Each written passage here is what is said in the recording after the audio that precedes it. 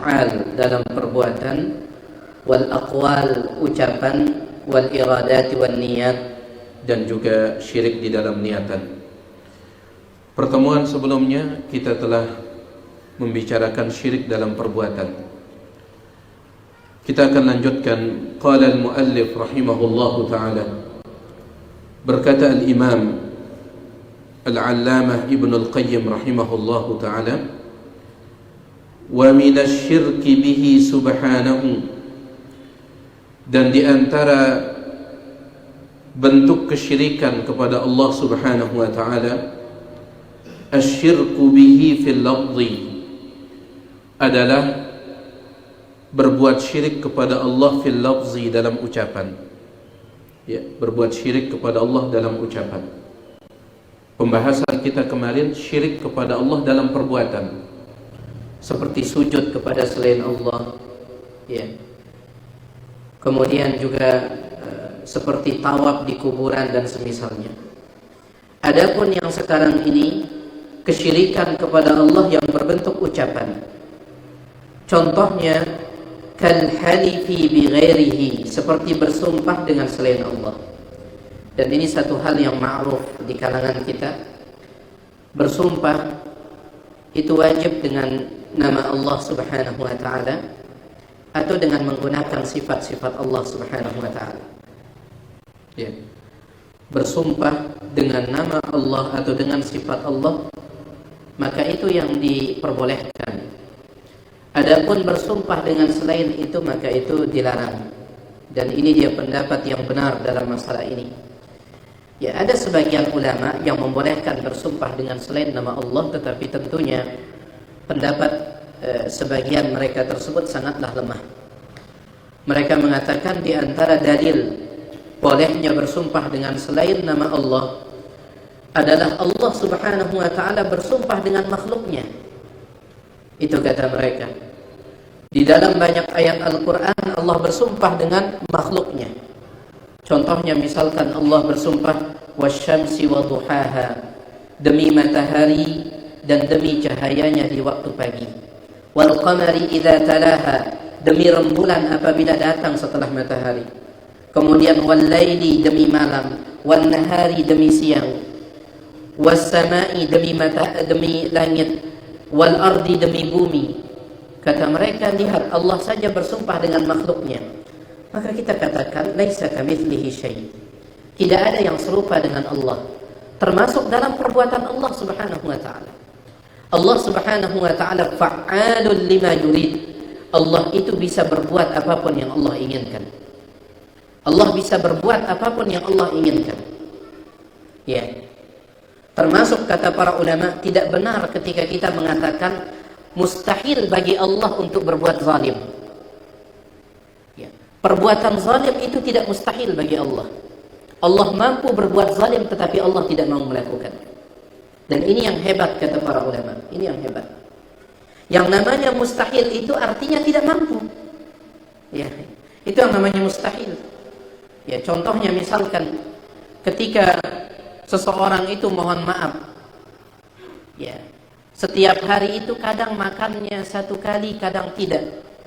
Kemudian dia ingin beli Innova misalkan, mustahil. Ini mustahil, ya. Makannya kadang dapat makan, kadang tidak makan. Kemudian tiba-tiba ingin beli apa? Innova. Ini yang mustahil, tidak mungkin begitu. Tetapi ada orang kaya, pendapatannya dalam satu bulan itu 500 juta. Tapi dia bisa tidak dia beli Innova? Bisa. Tapi kebetulan dia tidak mau. Jadi bedakan antara mustahil dengan tidak mau. Allah subhanahu wa ta'ala itu fa'alun lima yurid. Allah bisa berbuat apapun yang Allah inginkan, termasuk bersumpah dengan makhluknya. Sedangkan kita ini adalah para hamba, kita itu di bawah aturan. Dan di antara aturan yang harus kita jalankan di dalam masalah sumpah adalah kita harus bersumpah dengan nama Allah subhanahu wa ta'ala, atau dengan sifat di antara sifat-sifat Allah subhanahu wa ta'ala. Baik. Kal halifi bi ghairihi, seperti bersumpah dengan selain nama Allah. Maka ini syirik. Syirik dalam apa? Ucapan. Syirik dalam ucapan. Kama rawahul Imam Ahmad. Dalilnya adalah sebagaimana yang diriwayatkan oleh Imam Ahmad wa Abu Dawud dan juga Imam Abu Dawud anhu sallallahu alaihi wasallam, dari Nabi sallallahu alaihi wasallam annahu qala, bahwasanya beliau bersabda, man halafa bi ghairillah, barang siapa yang bersumpah dengan selain nama Allah, faqad asyraka, maka sungguh dia telah berbuat syirik. Sahhahul Hakim, hadis ini dikatakan sahih oleh Imam Hakim wa Ibnu Hibban, dan juga dikatakan sahih oleh Al-Imam Ibnu Hibban. Maka ini dalil yang sangat jelas yang menunjukkan bersumpah dengan selain Allah itu adalah kesyirikan. Ya, tetapi ingat, yang namanya sumpah itu dia punya kalimat khusus ya. Kalau dalam bahasa Arab, sumpah itu seperti dengan menggunakan huruf waw, huruf ba, huruf apa? Huruf ta. Wallahi, apa juga? Billahi, kemudian tallahi. Ini sumpah. Ya, kalau dalam bahasa Indonesia kan demi. Ya. Jadi tidak semua kalimat yang bentuknya penekanan kemudian dikatakan sumpah. Ya, ada sebagian orang mengatakan kubedok, arabtum kubedok. Antum tahu kubedok? Ya, atau kuberong, tahu ada kuberong? Kubedok, ya. Ngesamber aku si teker katanya. Ini sumpah atau tidak? Bukan sumpah. Ya, cuman kalimat-kalimat seperti ini dihindarkan jemaah sekalian. Ya, dia bukan sumpah. Ketika ada orang mengatakan kubedok, kuberong, ya, saya sanggup disambar oleh petir katanya. Ini sumpah atau tidak? Ini bukan kalimat syirik, bukan, tapi kalimat yang tidak pantas diucapkan. Ya, kalimat tidak pantas diucapkan. Kebetulan tadi saya melihat ada video disebarkan oleh salah seorang ikhwan kita di media sosial. Ya. Maksud saya, hindarkan kalimat-kalimat seperti ini. Ini diceritakan langsung di video itu seorang dokter Arab Saudi. Ya, salah seorang dokter ahli mata. Ya. Dalam video itu dokter tersebut bercerita, dia pernah didatangi oleh seorang perempuan yang umur sekitar 40-an ke atas. Ya, dan ternyata salah satu mata dari perempuan tersebut rusak. Lalu perempuan itu pun bercerita.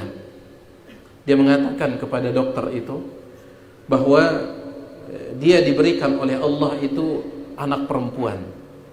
Kalau saya tidak khilaf, dua anak perempuan. Dan dia ingin sekali punya anak apa? Laki-laki.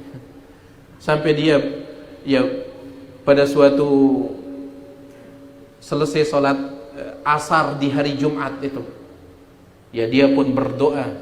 Dia mengatakan, ya Allah, berikan saya anak laki-laki meskipun saya harus kehilangan mata saya satu. Meskipun saya harus kehilangan mata saya satu. Kenapa harus seperti itu doanya? Baik, dan betul Allah kabulkan. Dia pun mendapatkan seorang anak laki-laki, melahirkan anak laki-laki. Namun qaddar Allah, tidak sengaja jari anak laki-laki tersebut, kukunya itu menusuk mata ibunya. Sejak saat itu hilang penglihatan ibunya satu. Maksud saya, kalimat-kalimat seperti ini dihindarkan. Kalau memang ingin meminta sesuatu, minta saja, nggak perlu. Ya Allah, berikan saya poligami meskipun kaki saya patah satu. Jangan ya. Repot baginya nanti ya. Gimana antum mau pindah ke istri kedua ketika kakinya harus ini? Jadi minta saja dipermudah ya segalanya. Apalagi saya sanggup disambar oleh teker, petir, rantai dan seterusnya, ini dihindarkan. Meskipun ini bukan kalimat syirik karena dia bukan sumpah. Jelas antum ya? Ya, kalimat sumpah itu jelas kalimatnya. Kalau bahasa Indonesia demi. Ya. Kalau bahasa Arab itu menggunakan huruf waw, kemudian huruf apa? Ba, kemudian huruf ta. Ya. Baik. Jadi bersumpah dengan selain nama Allah syirik. Ya. Namun dia adalah syirik kecil, itu hukum asalnya. Dia bisa naik tingkat menjadi syirik besar Tergantung keyakinan orang yang bersumpah itu.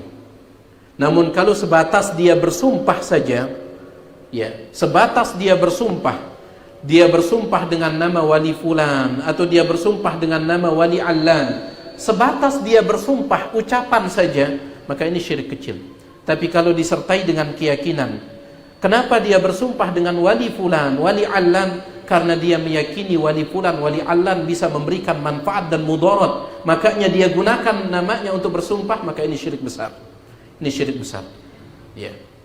Kaedahnya disebutkan oleh sebagian para ulama, syirik yang berkaitan dengan ucapan itu hukum asalnya adalah syirik kecil.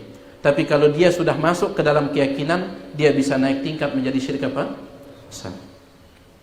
Baik.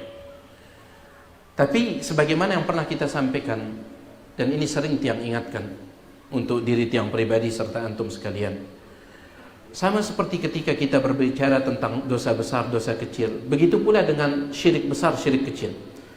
Ketika kita berbicara syirik kecil, ya, itu fokus pada kalimat syiriknya.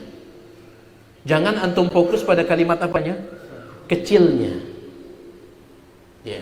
Supaya tidak meremehkan. Fokus pada kata syiriknya. Ini syirik kecil, fokus pada kata syiriknya. Jangan fokus pada kata kecilnya, karena dikhawatirkan akan meremehkan nanti. Oh, ini kecil kok. Lihat fikihnya Abdullah bin Mas'ud radhiyallahu ta'ala anhu. Abdullah bin Mas'ud mengatakan apa? La an ahlifa billahi kadhiban.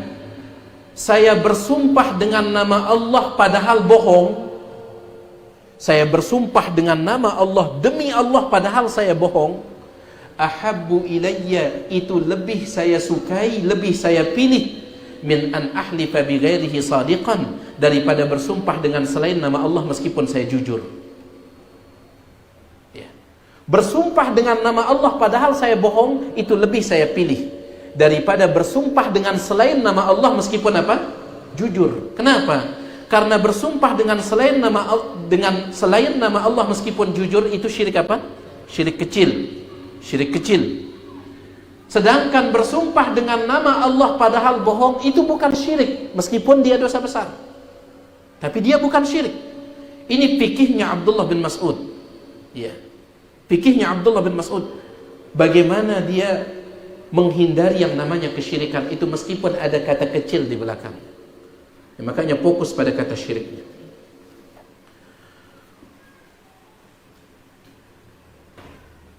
Kalau kalimat kumati syirik, sumpah atau tidak? Sumpah atau tidak? Tidak, ya. Kumati, lamper si dam, itu semuanya bukan, ya, bukan. Baik. Kecuali kalau antum mengatakan demi supir damnya, baru itu bagian daripada kesyirikan. Baik. Wa min dzalika, dan diantaranya juga, diantara syirik dalam ucapan, qaulul qaili lil makhluqi, seperti ucapan seseorang lil makhluk, kepada seorang makhluk. Ucapan seseorang kepada seorang makhluk, masya Allah wa syi'ta, atas kehendak Allah dan kehendakmu. Ya. Atas kehendak Allah dan kehendakmu. Atau ucapan yang semisal, laulallah, ya, wa anta, kalau bukan karena Allah dan engkau. Ini syirik. Syirik. Hati-hati jemaah sekalian. Makanya Abdullah bin Abbas, ketika Abdullah bin Abbas mengatakan syirik yang masuk ke dalam umat ini lebih samar ketimbang semut hitam, terus yang berjalan di atas batu hitam di tengah malam yang gelap gulita. Ya. Pak Tuan Mas'ud, antum keluar dari musalla ini tolong carikan kita semut hitam. Sekarang di luar nggak akan ketemu, tidak terlihat. Syirik yang masuk dalam umat ini jauh lebih tidak terlihat daripada itu. Ketika Abdullah bin Abbas menjelaskan ini, dia mengatakan Mana contohnya? Contohnya adalah ucapan kalau bukan karena Allah dan engkau. Hatta kita yang sudah ngaji sunnah ini masih banyak jatuh dalam ini. Aduh, kalau bukan karena antum, aduh, kalau bukan karena antum. Apalagi Allahnya dibuang. Antum datangkan Allah saja, kalau bukan karena Allah dan Anda. Ini saja syirik. Ini saja syirik. Apalagi ya, semuanya diserahkan kepada orang tersebut. Kalau bukan karena dokter fulan, mungkin anak saya sudah mati. Allahu Akbar. Ini syirik.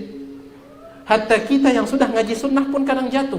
Makanya cocok Abdullah bin Abbas ketika dia mencontohkan syirik itu lebih samar daripada semut hitam di atas batu hitam di tengah gelapnya malam. Dia contohkan dengan kalimat seperti ini.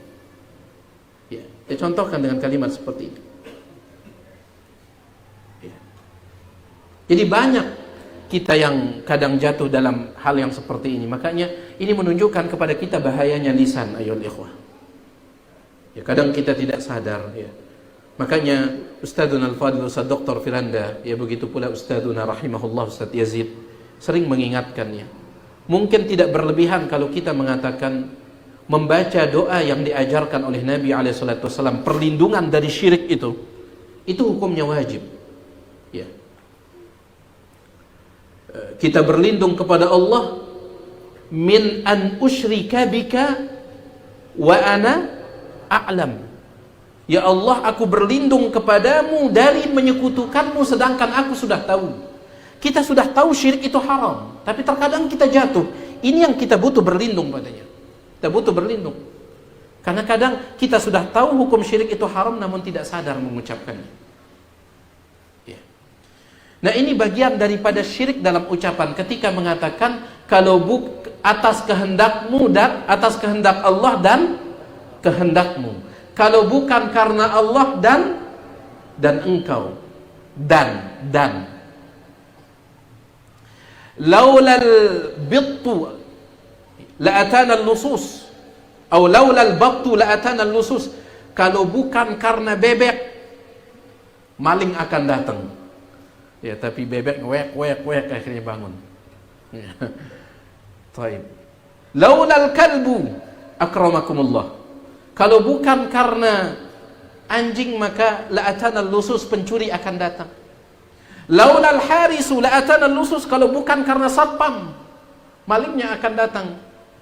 Kita akan kerampokan. Ini semuanya kalimat yang harus dihindarkan. Subhanallah ikhwan. Ya. Jadi antum sebut nama Allah, kemudian antum gandengkan dengan selain Allah pakai huruf apa? Wa. Kalau bahasa kita apa wa itu? Dan. Kenapa kalau pakai wa tidak boleh? Yang boleh itu pakai summa. Apa arti summa? Kemudian. Kenapa wa dan summa berbeda? Kalau bukan karena Allah kemudian Anda, boleh atau tidak? Boleh. Kalau bukan karena Allah dan Anda, boleh atau tidak? Tidak boleh. Ini syirik. Kenapa ini berbeda? Karena dalam bahasa Arab wa yang artinya dan bahasa kita itu memiliki makna al-ma'iyah, bersamaan.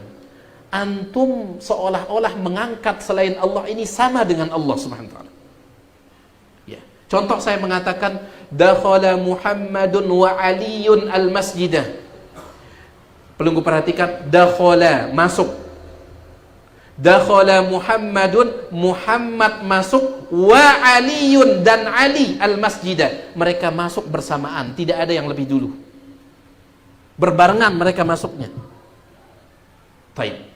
Tetapi kalau saya mengatakan dakhala Muhammadun al-masjidah, Muhammad masuk masjid, thumma Aliyun, kemudian Ali, bisa jadi Alinya masuk 1 jam kemudian, bisa jadi 2 jam kemudian, belakangan. Kalau pakai thumma itu belakangan dalam bahasa Arab. Ya. Jelas antum ini? Ya. Ada 3 ya, yang ada wa, ada fa, huruf fa, dan ada thumma. Ya. Ada wa. Kalau wa ini artinya apa? Bersamaan. Itu wa, bersamaan. Baik, bersamaan. Kalau fa itu artinya urutan, tetapi langsung, tidak ada jeda. Ya, makanya Allah katakan, fa idza amatahu wa idza amatahu fa aqbarah. Dan apabila Allah mematikannya, fa aqbarah, maka Allah langsung menguburkannya.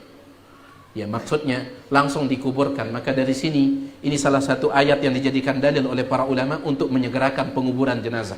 Karena Allah menggunakan kata fa, jangan ditunda-tunda.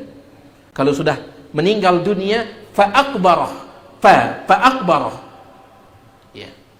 Jadi berurutan, tetapi dia itu langsung. Dakhala Muhammadun al-masjid. Muhammad masuk masjid, fa aliyun. Berbarengan atau Muhammad dulu? Muhammad dulu. Tetapi ada tidak jeda yang lama? Tidak. Setelah Muhammad masuk, tiba-tiba Ali masuk. Tapi kalau thumma, itu dia berurutan, kemudian ada jeda. Makanya itu yang dibolehkan. Ya. Yang terbaik jamaah sekalian, antum nisbahkan dia itu kepada Allah Subhanahu wa taala. Itu yang terbaik. Kalau bukan karena Allah, itu saja. Itu yang terbaik. Ya, ketika ada beberapa sahabat berkata kepada Nabi SAW, Masya Allah wa syi'ta, atas kehendak Allah dan kehendak anda wahai Rasul Sallallahu Alaihi Wasallam. Maka Nabi SAW mengatakan, Aja'altani lillahi niddan, apakah engkau ingin menjadikanku tandingan bagi Allah? Qul, katakanlah, Masya Allah wahdah, atas kehendak Allah saja. Ini yang terbaik. Kalau antum ingin menyebut orang tersebut karena jasanya, maka antum pakai apa? Thumma, kemudian bahasa kita. Kemudian. Ya. Atas kehendak Allah, kemudian dia. Atas pertolongan Allah, kemudian dia. Ini boleh. Ya. Berdasarkan hadis, beberapa orang Yahudi datang kepada Nabi SAW. Mereka mengatakan, Muhammad, engkau mengatakan bahwasanya engkau tidak menyekutukan Allah, tetapi sahabat-sahabatmu sering mengatakan Masya Allah wa syi'ta. Itu mereka menyekutukan Allah, kata orang Yahudi. Ternyata orang Yahudi tahu syirik, ya. Engkau mengatakan bahwasanya kalian ini mentauhidkan Allah, tetapi sahabat-sahabatmu itu sering mengatakan Masya Allah wa syi'ta, atas kehendak Allah dan kehendakmu wahai Muhammad Sallallahu Alaihi Wasallam. Maka mendengar itu Nabi SAW memerintahkan para sahabat untuk mengatakan Masya Allah thumma syi'ta, atas kehendak Allah kemudian kehendak. Baik. Selain dari yang dua ini tidak boleh. Selain dari yang dua ini. Ya.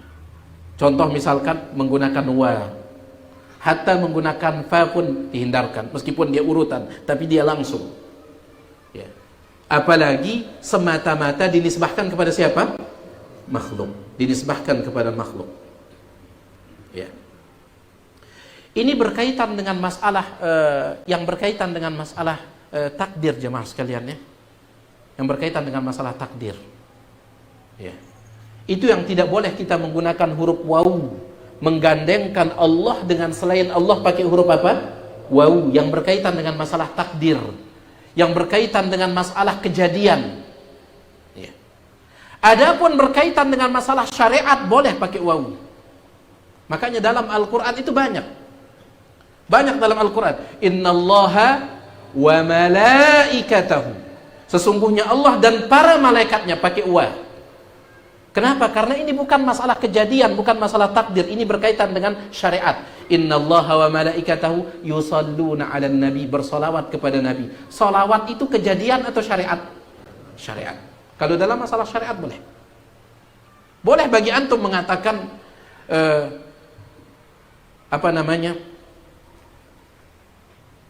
misalkan antum mengatakan agama ini datang dari Allah dan Rasulnya.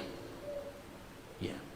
Kalau ada yang mengatakan seperti itu, antum tidak perlu mengingkari, antum pakai kemudian. Agama ini datang dari Allah kemudian, tidak. Kenapa? Karena ini berkaitan dengan syariat. Berkaitan dengan syariat.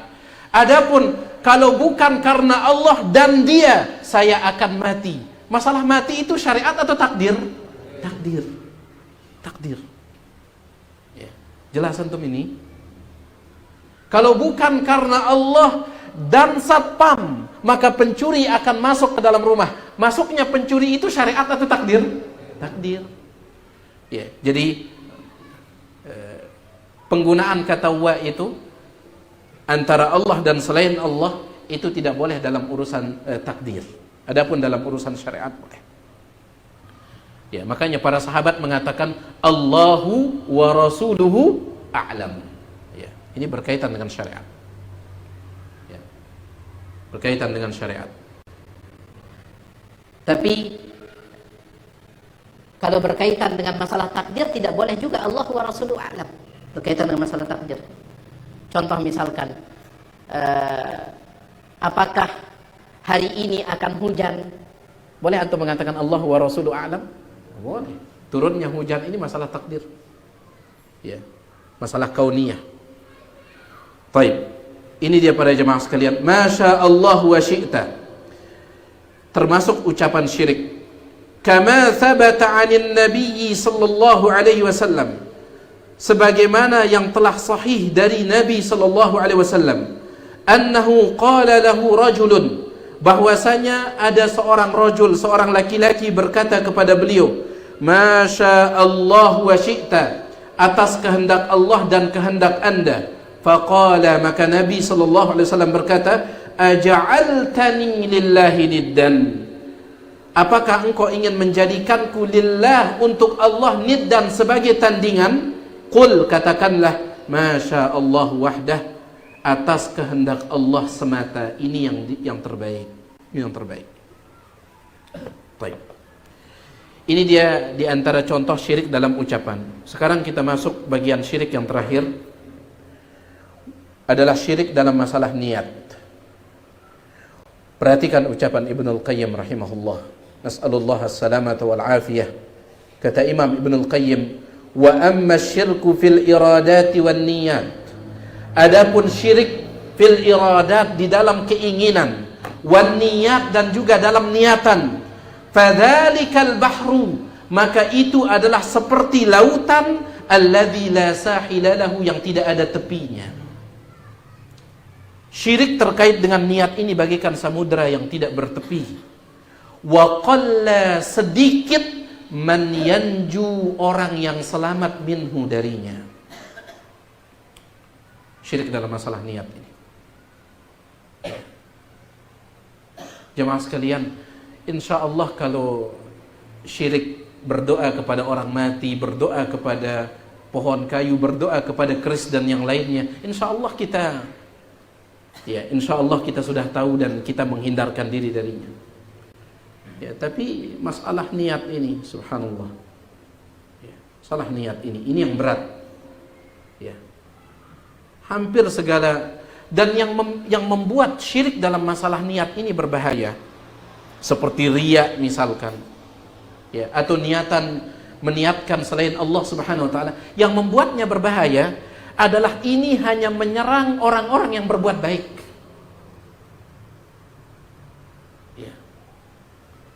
Ada orang riya dengan judinya? Ada orang riya dengan judi? Gak ada orang riya dengan maksiat, itu gak ada. Riya itu berkaitan dengan kebaikan. Ya, berkaitan, dia hanya menyerang orang-orang yang berbuat baik dalam urusan ibadah. Makanya tidak ada riya dalam urusan dunia, kata para ulama. Yang ada itu sombong dalam urusan dunia.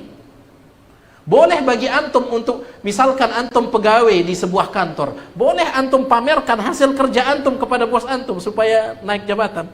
Boleh. Oh, saya enggak berani riya. Nggak ada riya dalam urusan dunia. Yang ada itu sombong. Ya, yang ada itu sombong.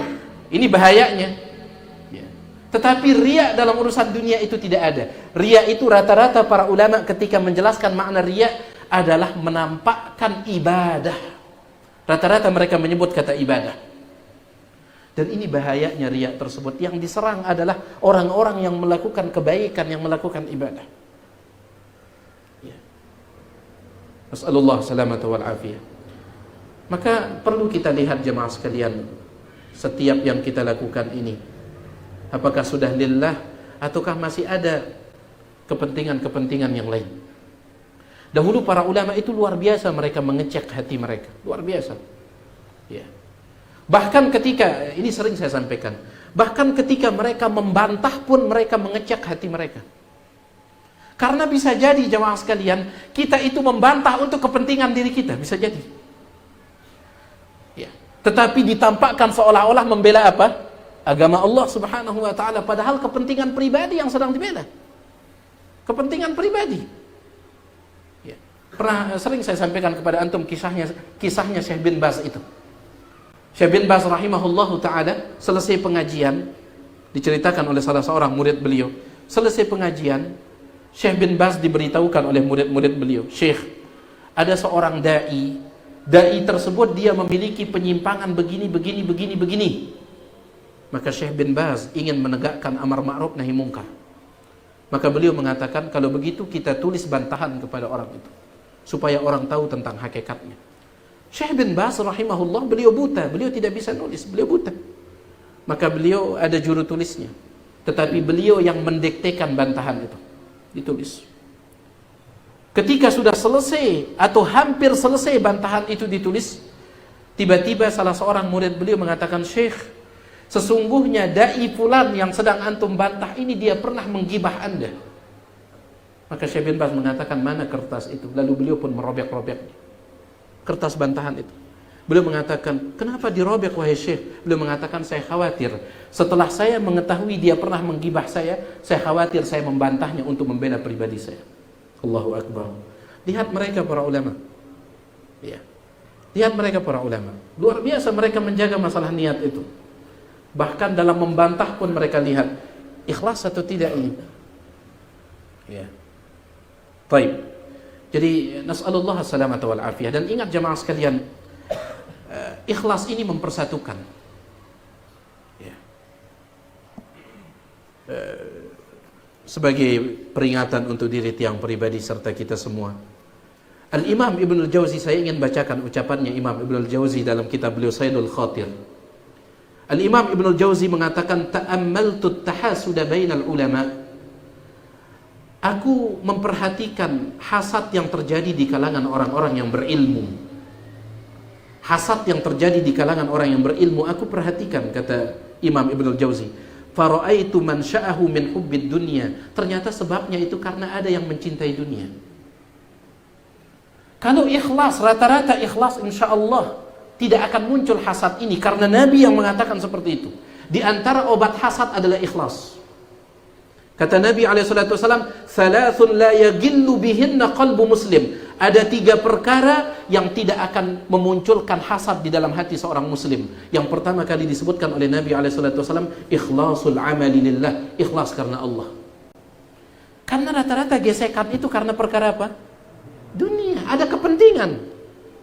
Mohon maaf, kadang panitia kajian, kalau saya bergesek dengan panitia kajian yang lain. Kenapa? Karena ternyata tidak lagi murni tujuannya. Apa tujuan menjadi panitia kajian? Ternyata tujuannya untuk dikatakan, wah ini luar biasa antum jadi panitia kajian. Kalau kajian yang antum bina ini rame jamaahnya. Sehingga ketika muncul panitia yang lain yang rame jamaahnya, mulai sudah kecemburuan muncul. Ya. Sallallahu salamata wal afiyah. Masalah riya ini, betul kata Ibnul Qayyim, dia adalah lautan yang tidak bertepi. Lautan yang tidak bertepi. Ya. Orang kalau niatnya karena Allah itu, dia tidak peduli dengan yang di sekitarnya itu, apapun itu. Makanya ada hadis Nabi SAW. Beliau mengatakan, "Tuba liman akhadha inana farasihi." Beruntung seseorang yang dia memegang pelana kudanya, pelana tali kuda itu, pengekang. Beruntung dia. Ini Nabi sedang bercerita tentang keikhlasan. Beruntung. Kemudian rambutnya berdebu. Kemudian rambutnya acak-acakan, pakaiannya berdebu. In kana fis saqah kana fis saqah. Kalau dia disuruh di belakang, dia di belakang. Kalau dia disuruh di depan, dia di depan. Artinya apa? Dia tidak punya kepentingan lain kecuali jihad di jalan Allah Subhanahu wa taala. Orang kalau punya kepentingan lain nggak mau dia di belakang, nggak mau dia di belakang. Dia ingin dilihat, selalu ingin di depan. Selalu ingin tampil, ingin dilihat. Tapi Nabi SAW mengatakan orang ini in kana fis saqah, kalau dia di belakang, kalau dia disuruh di belakang, dia di belakang. Kalau dia disuruh di depan, dia di depan. Ya, subhanallah. Bahkan tidak ada yang mengenalnya. Kata Nabi SAW, in istashfa'a lam yushaffa. Kalau dia minta bantuan, tidak ada yang mau memberikan bantuan karena tidak dikenal. Tapi Nabi mengatakan apa? Tuba. Apa arti tuba? Keberuntungan. Sebagian ulama mengatakan tuba itu artinya pohon di dalam surga. Dia tidak punya kepentingan apapun. Subhanallah. Dia punya kepentingan apapun. Ya. Namun kalau kita punya kepentingan yang lain, jamaah sekalian, ketika yang awalnya kita ketua kemudian diturunkan, nggak mau sudah. Ngapain saya di sini? Saya awalnya ketua malah diturunkan. Karena kita punya kepentingan. Ya, kita punya kepentingan. Tapi orang dia mau ada kepentingan ataupun tidak, nggak masalah. Orang kalau dia ikhlas, dia diturunkan ataupun tidak, nggak masalah. Makanya antum melihat Khalid ibnul Walid. Khalid ibnul Walid, dia itu selalu menjadi komandan perang. Tapi di zamannya Umar ibnul Khattab dia dicopot. Bukan karena Umar membenci Khalid ibnul Walid, bukan. Tapi takdir Allah Subhanahu wa taala itu, setiap kali Khalid menjadi pemimpin perang tidak pernah apa? Tidak pernah kalah. Maka Umar khawatir, dia ingin menjaga akidah umat. Dia tidak ingin umat bergantung kepada siapa? Khalid. Nanti kalau Khalid jadi pemimpin, tenang saja, kita nggak akan kalah. Minimal seri katanya. Kalau Khalid jadi pemimpin, kita nggak akan kalah. Minimal seri.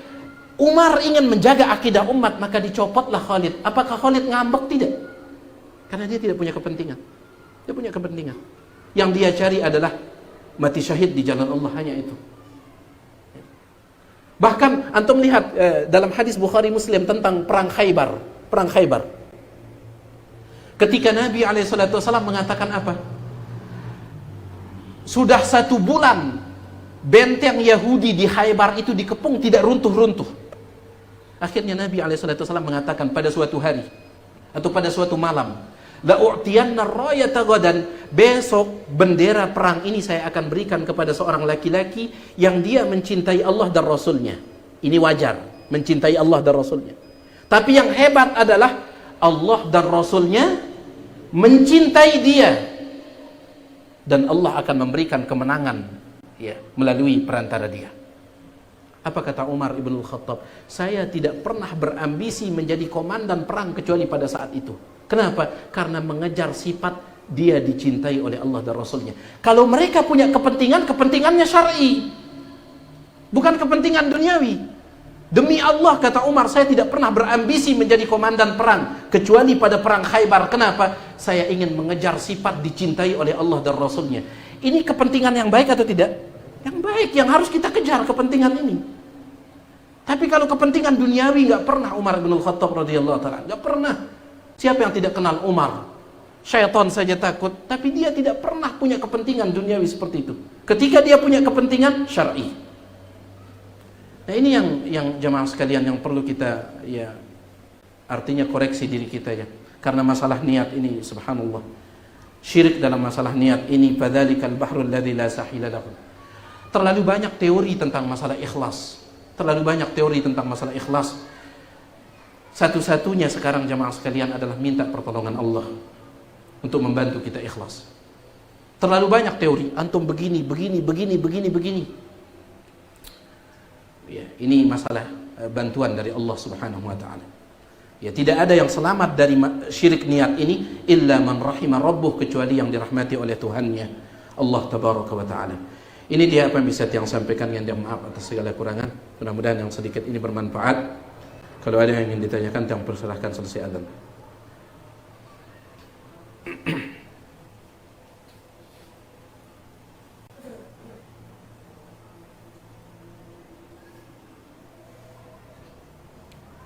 Apaan ya?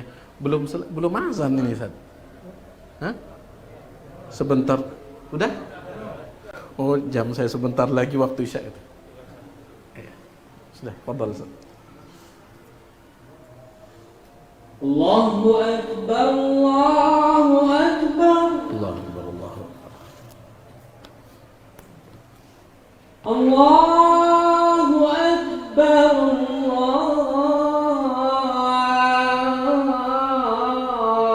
Allahu Akbar.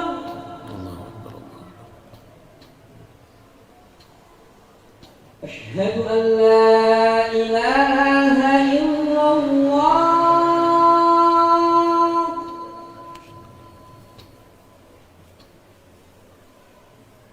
Asyhadu an la ilaha illallah.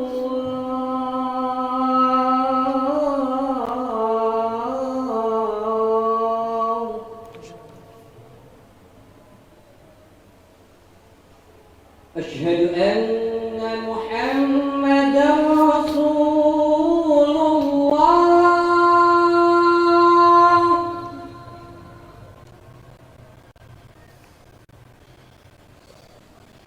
Asyhadu anna Muhammadar Rasulullah.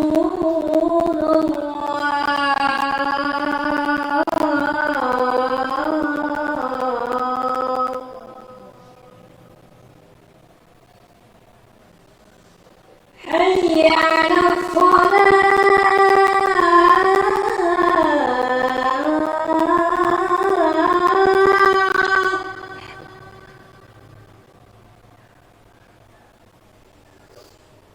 Hayya 'alas salat.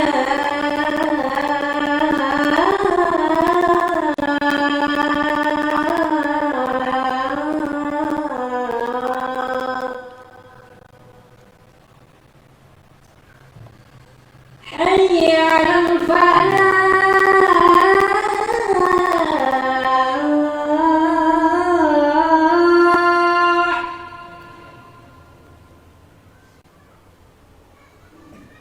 Hayya 'alal falah.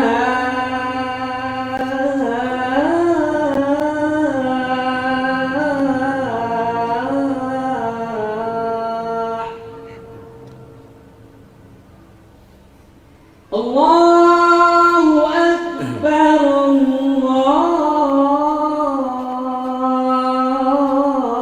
Allahu Akbar. La ilaha illallah.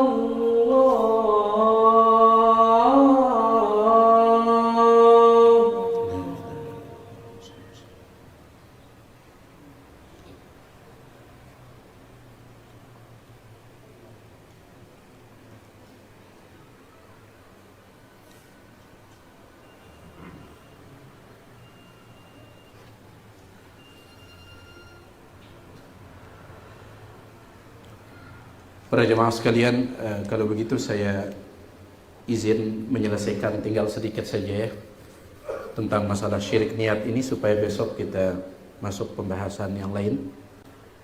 Satu paragraf lagi. Sebutkan oleh Ibnul Qayyim rahimahullah, saya ulangi, wa amma syirku, adapun syirik fil iradati, dalam keinginan, wan niyati, dan niatan, fadzalika, maka itu, al-bahru, adalah lautan, alladzi la sahila lahu, yang tidak ada tepinya, wa qalla, dan sedikit, man yanju minhu, orang yang selamat darinya. Faman arada bi'amalihi, maka barang siapa yang menginginkan bi'amalihi, dengan amalannya, ghaira wajhillah, selain wajah Allah, dia menginginkan dengan amalannya selain wajah Allah, au nawa syai'an, atau dia meniatkan sesuatu, ghairat taqarrubi ilaih, selain pendekatan diri kepada Allah, wa talabil jazai minhu, selain mendapatkan ganjaran dari Allah, faqad asyraka, antum yang punya kitab perhatikan, faqad asyraka fi niyatihi, di dalam kitab fi baitihi, ya, fi baitihi, di kitab antum fi baitihi, antum naikkan titik ba-nya itu ya, supaya jadi apa? Supaya jadi apa? Kalau titik ba itu kan di bawah, kalau dinaikkan nun, fi niyatihi, dalam niatnya. Kalau fi baitihi maksudnya, maka sungguh dia telah berbuat syirik di rumahnya. Itu arti fi baitihi, di rumahnya. Fi niyatihi, sungguh dia telah berbuat syirik dalam niatnya. Dan ini penting jemaah sekalian. Ya, kadang ada apa istilah orang? Tipu. Kadang ada tipu yang sangat fatal sekali. Ya. Contoh misalkan ada kalimat Isa Nabiullah, Nabi, nun, kemudian ba, kemudian ya, Isa Nabiullah. Ya, nun dulu baru ba. Ada sebagian kitab itu ba-nya dulu baru nun, sehingga Isa bunayallah, Isa anaknya Allah. Ya. Jadi kadang sebagian tipu itu parah kadang, tapi kalau yang ini ya masih mending lah ya, berbuat syirik di rumahnya. Faqad asyraka fi niyatihi, maka sungguh dia telah berbuat syirik dalam niatnya, wa iradatihi, dan keinginannya. Wal ikhlasu, lawan daripada syirik dalam niat ini adalah ikhlas. Al ikhlas. Ya. Ikhlas itu diambil dari kata khalis. Khalis itu apa artinya? Murni. Ya, murni. Kemudian juga ikhlas itu juga diambil dari kata khalus. Khalus itu artinya selamat. Ya, selamat. Jadi dua-duanya ini diambil darinya kata ikhlas. Baik itu murni karena niatnya itu murni semata-mata karena Allah. Kemudian khalus yang artinya selamat, yaitu niatnya selamat dari niatan-niatan selain daripada Allah. Selamat dari niat untuk dipuji dan yang lainnya. Wal ikhlas, apa itu hakikat ikhlas? An yukhlisa lillahi, dia memurnikan hanya untuk Allah, fi aqwalihi, ucapannya, wa af'alihi, perbuatannya, wa iradatihi, keinginannya, wa niyatihi, dan niatannya. Wa hadhihi hiyal hanifiyatu, inilah dia agama yang lurus, millatu Ibrahim, agamanya Nabi Ibrahim, allati amara Allahu biha ibadahu kullahum, yang Allah perintahkan dengannya ibadahu kullahum, seluruh hambanya. Itu ikhlas ini. Jemaah sekalian, tidak ada perintah yang Allah perintahkan kepada kita kecuali agar kita memurnikan semua ibadah untuk siapa? Allah. Semua antum hafal ayatnya insyaallah. Ayat yang kelima dalam surah Al-Bayyinah, wa ma umiru illa liya'budullah. Mereka tidak diperintahkan illa, kecuali. Perhatikan kalimat ini, wa ma umiru, mereka tidak diperintahkan.